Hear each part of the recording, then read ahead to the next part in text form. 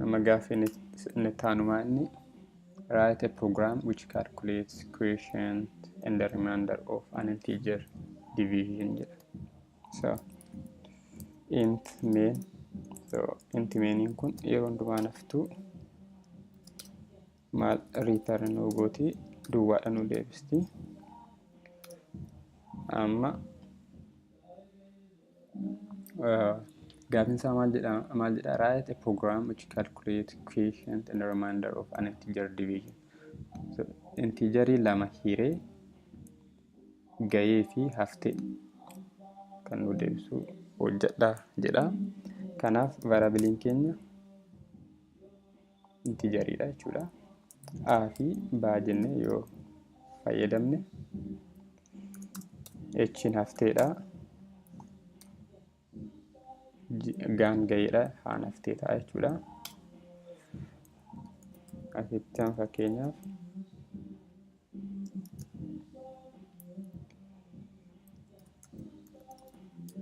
lakkoofsa hiramaa yookiin hiramaa galchi yoo jenne asitti hiramaa galchi.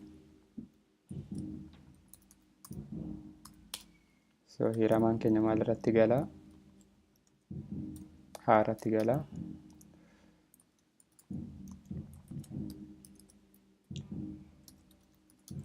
Hirmaataa galchi yoo jenne hirmaataan keenya immoo maal irratti galaa?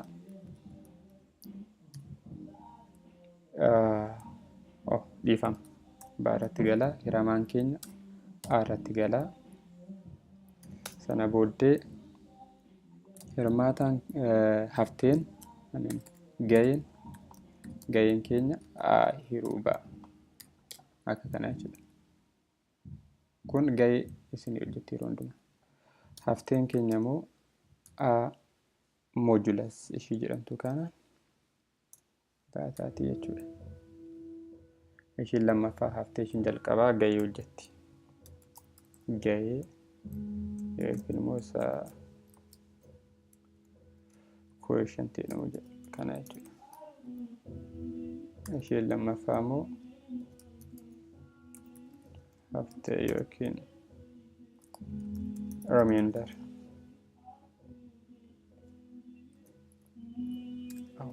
Isa jedhamu kana hojjetti jechuudha. So erga kana hojjetee booddee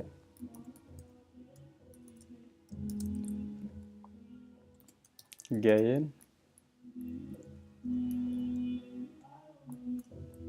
gaara jirti.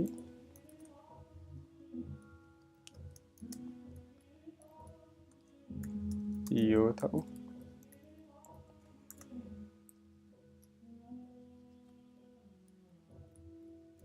asumatti hafteen ammoo maadaa jirti? Haaraa jirti.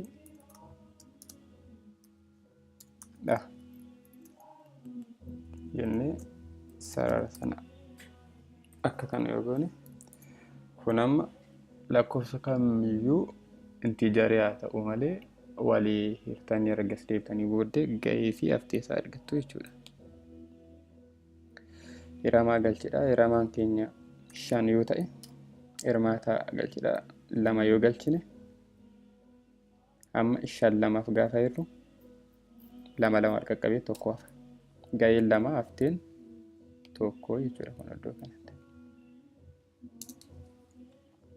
Gaheen isaanii 2 hafteen tokko baay'ee. Fakkeenyaaf ammas yoo goone hiramaa galchidha. Hiramaan keenya 10 yoo ta'e hirmaataan keenya 2 yoo ta'e 5 wal qaqqabee duwwaan hafa. 5 wal qaqqabeetu duwwaan hafee jechuudha. Gaaffii meeqa faara geenyee? Gaaffii 7 faara geenye. Gaaffiin 7ffaan immoo maal jedhaa?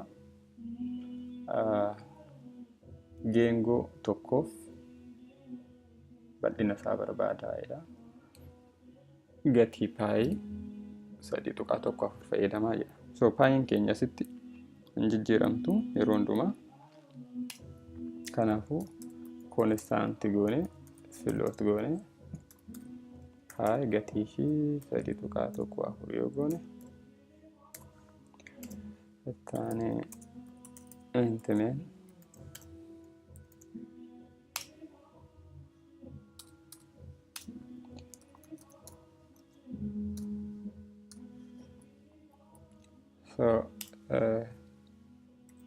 sarkiliin tokko maaliin ibsama? Raadiyeesii isaatiin ibsama. Raadiyeesiin isaa intiijarii ta'uu danda'a, lakkoofsa uumamaa ta'uu danda'a, lakkoofsa raashinaalii ta'uu danda'a, lakkoofsa waliigalaa ta'uu danda'a. Kanaaf dabalaa goone R'n raadiyeesii yoo jenneen jechuudha. Kanaan alatti eeriyaan geengoo tokko paayar iskeerii waan ta'eef bal'inni isaa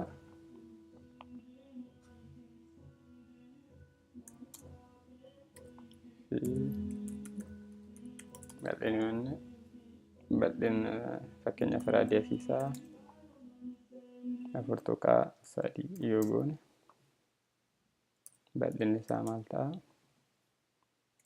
Paay baay'isuu R square jechuun R ta'a jechuudha. Akka kana gochuu hin dandeenya. Akka kana yoo goone dogoggora. Deebisee nuuf fidu. Kanaaf R goona jechuudha akka kanatti. Kana booddee deebinee C out bal'inni geengoo sanaa akka kan ta'a jechuudha. Kana amma yoo raangoon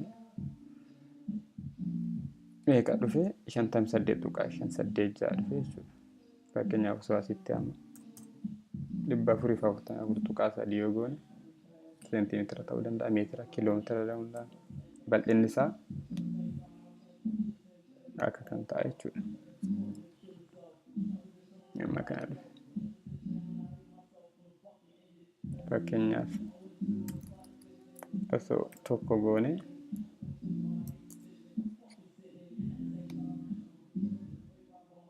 sadii tuqaa tokko nu dhufa jechuudha. Kuma tokko osoo goone akka kana dhufa jechuudha. Amma egaa dabilii ta'eef akka kanatti 3.14 baay'isuu 10 paawurii 6 nu kenne jechuudha. Gaafii 8ffaa irra geenye isa dura garuu isaan kana comment goone asookkinu. Gaafiin 8ffaa maal jedhaa? Write a program which calculates distance between 2 points. Lakkoofsa lama gidduu fageenya jiru barbaadi jedha. Kanaaf kana akkuma sila eegalletti intimeen jennee maal return nuu godhaa. Main program waan ta'eef hojjetee xumuruu isaa qofa kan itti barbaannu. Kanaaf return 0 jennaani.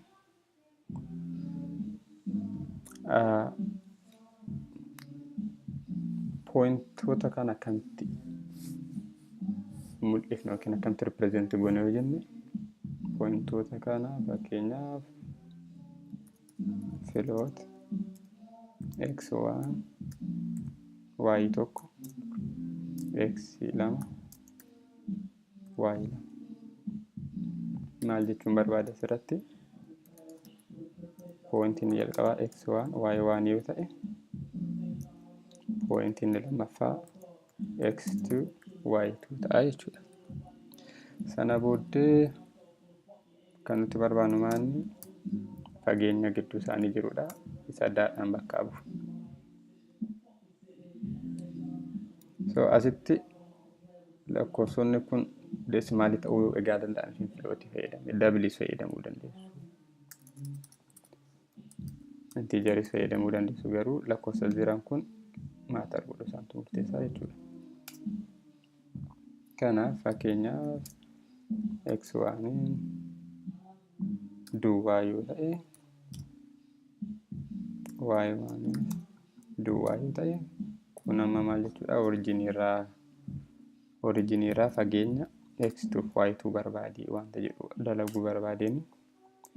So x2 2 yoo ta'e y2 duwwaa yoo ta'e fageenyi isaanii meeqa? 2 jechuudha. Deebiin nuti finnu 2 ta'uu qaba. Kanaaf fageenyi da'aan kun maal isheen x2 minus x1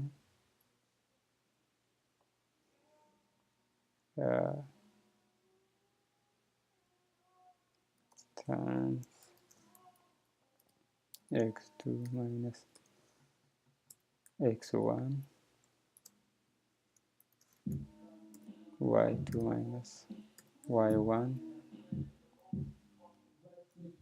times y2 minus y1. Amma alama jiru kanaan kan iskeerii nuuf barbaadu hin jiru. Kanaaf maal goona? Fidhaawteenitu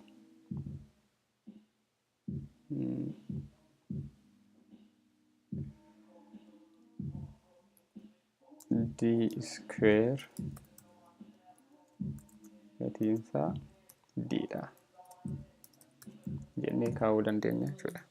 So alama ammaatti beeknuun kan hojjechuu dandeenya jechuudha. Kan amma osoo raan goone naannoo fidaa 4 nuuf fide jechuudha. So square root 4 2 deebiinsaa sirriidha. Garuu asitti dhufnee amma square root akkamitti galchina? D'n kun d squareidha. Kanaaf isa kan square root akkamitti galchineetu gatii d keenya isa dhugaa isa lama ta'e arganna kan jedhuudhaaf C++ keessatti d square root d gochuu dandeenya akka kanatti. Amma ishii kana yoo fudhattan maal nuun jechaa jira? Wanti square root d jedhamtu kun function jedhamti. Functioniin kun hin beekamtu jechaa jira. Kanaaf functioniin sun akka nuu beekamtuuf maal galchinaa? As dhufnee sila maqaan kan nuti galchinu qubee walitti aanee dhufu akka beekamuuf kan nuti galchine string tureenti. Haaluma sanaan square root, power wantoonni akkasii akka nuu beekamuuf yookiin mathematical operation nuti goonu akka beekamuuf fakkeenyaaf cos theta, sin theta waan akkas barbaaduudhaaf akka nuu beekamuuf kana fayyadamna jechuudha C-maths. So amma dhannee yoo kana raan goone akkuma ilaaltan deebiin sirriin 2 nuu dhufee jechuudha. Amma diin keenya 2 ta'ee deebii sirrii arganne jechuudha fageenyi isaa. So asitti fageenyi lakkoofsa 2 gidduu jiru akka kana. Amma asittis yoo ilaaltan wanta jiru kun x2 minus x1 times ni jedhu kun fakkeenyaaf osoo wanti kun x cube x power 4 ta'ee ala 5 barreessuuf deemna jechuudha. Kanas hambisuu dandeenya. Kan akkamitti hambisnaa? So d'n keenya power of x2 minus x1 e square plus power of y2 minus y1 square jenna jechuudha. Kumaanni C maths argine maths kana keessa akkuma square root hojjetu kan jiru powers kan hojjetu jira jechuudha. Kanaaf kana save goone yoo maraan goone gatiin keenya meeqa? Ammas 2 nu dhufe gatii sirrii jechuudha. Kanaaf isa ammas akka kanatti barreessine kana dhiifnee akka kanatti barreessuu dandeenya jechuudha. Osoo amma wanta sitti nuti goonu power 3 ta'e lakkoofsa ishee kana 2 3 jira. Power 20 soo ta'e akkasuma 2.5 ta'uu danda'a poweriin keenya. 2.5 yoo ta'e akkan goona jechuudha. So haaluma wal fakkaatuun amma C++ keessatti agammaatti maal baranne asirratti header file warri jedhaman kun akkaataa pirogiraamii nuti barreessinu irratti hundaa'anii header file garaagaraa dabalachuu akka qabnu wantoota nutti agarsiisan argine. Maqaa maxxansuudhaaf wanta barreeffama qabu maxxansuudhaaf stringiin akka nu barbaachisu, wanta immoo herreega of keessaa qabu mathematical operation, trigonometric, logarithmic, exponential, polynomial baay'eedha isaan. Wantoota sana dalaguudhaaf headerii kana akka galfachuu qabnu. Erga galfannee kaane immoo wantoota kana akka fayyadamuu qabnu. Hubanneerra jechuudha. Agammaatti kan laalle main inni jennuun kun main function jedhama. As keessatti warra argitan kun pow, square root warra jedhaman kunis function jedhamu. Functionidha isaan. So Eclipse irratti yoo ilaaltan amma iddoo kanatti description isaa jala deemee this function return the non-negative square root of x jedha jechuudha. So square root na furii lamaaf negative lama sun ta'e lama isinii deebisa jechuu barbaade. So dabalatee lakkoofsichi positive ta'uu qaba waan ta'eef sin kaaf so complex number kan hin taane jechuudha. Maal jechuun barbaade sitti maalumaafuun kan akka ka'uu barbaade sitti square root kan jedhamu kunis functionidha, power kan jedhu kunis functionidha. Isaan kun gaafa header file kun jiraatan jiru nu dhufa jechuudha. Header file C maths jiru isaan kana fayyadamuu dandeenya. Wanti kun function jedhamu. Walumaa galatti built-in function warra jennuun jechuudha. Inni kun main function isin humtanidha, inni kun immoo built-in functionidha. Kanuma irratti hundaa'ee viidiyoo sattaanuu irratti waa'ee built-in function wal faana ilaallaa jechuudha. C++ keessa built-in function lakkoofsa hin qabnetu jira, lakkoofsaan hedduu kan ta'an. Maths yookiin herreega irraa eegalee amma wantoota garaagaraatti kan jiraniif kan oolanii jechuudha. Viidiyoon keenya irraa asuma irratti dhuma. Egaa nu hordoftaniif galatooma. Horaa bula.